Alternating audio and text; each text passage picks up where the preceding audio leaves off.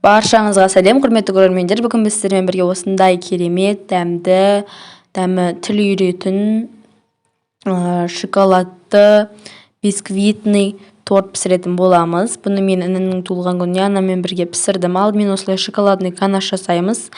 Майды және шоколадты водяной баняда ерітеміз.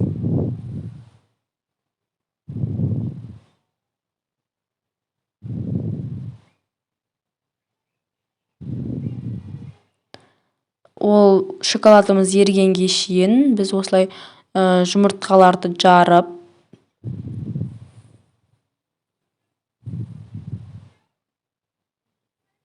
бисквитті жасауды бастай береміз.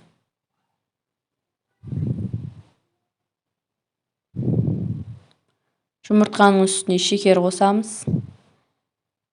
Жақсылап тұрып миксерлеп араластырамыз.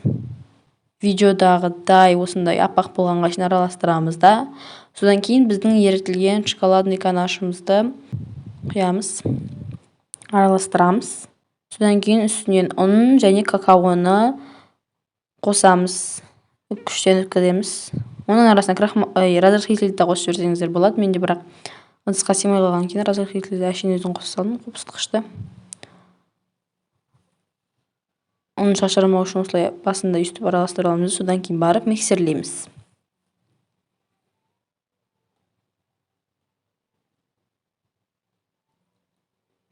Осымен біздің бисквитіміз дайын.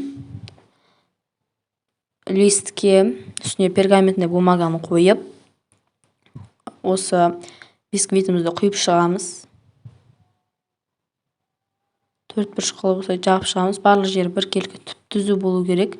Бір жері көп, бір жері аз болып қалмау керек. Содан кейін духовкаға 15 минутқа 180 градусқа бисквитімізді салып қоямыз. Ал қазір ол дайын болғанға шейін біз кремді әзірлейтін боламыз. Алдымен осылай кілегейді жақсылап тұрып араластырамыз. Видеодағыдай болғанға шейін.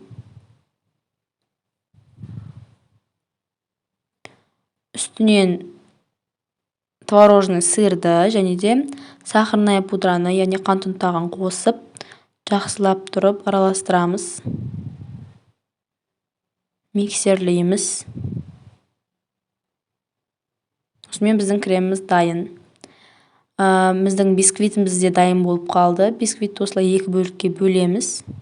Содан соң бөлінген бөлігін де дәл видеодағыдай қылып ішінен бөлеміз.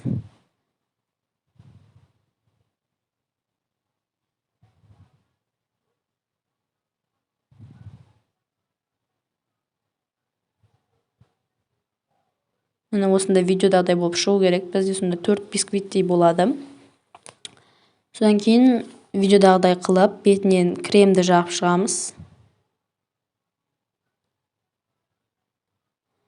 Осылай сыртынан осылай орап кете береміз. Негізі видеодан қарап істесек барлығы түсінікті. Сыртынан осылай бисквитті орай береміз.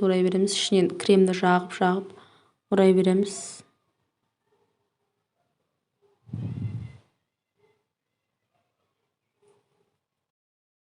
Бисквитіміз сұйық болып, дайын болған кезінде біз оның негізінде 2 листке саламыз да. Түштіп екеуінде 180 градусқа 15 минутқа пісіреміз. Сонда бізде 2 бисквит болады. Түштіп бисквитті бөліктерге бөлген кезде бізде 8 бисквит болады. Барлығын қосқан кезде сонда осы 8 бисквиттен біз осындай қылып торт жасаймыз. Тортты бұлай жасауымыздың себебі біз тортты аударылған сияқты қылып жасағымыз келді, ерекше қылып.